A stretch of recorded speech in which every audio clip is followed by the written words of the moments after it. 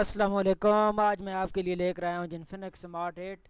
उसका आपको बताऊंगा कि उसका एफआरपी बाईपास कैसे करना है। आपने सबसे पहले तो आपने बीएफटी टूल ओपन कर लेना है। बिल्कुल फ्री टूल है, अभी इसका मैंने बाईपास किया है बिल्कुल फ्री में। तो पहले तो आपने इसको रिस्टोर करना है। रिस्टोर करने के बाद इधर से आपने तीसरे नंबर पर आकर यस करना है, और यहाँ पर आपने इसको यस करना है 600,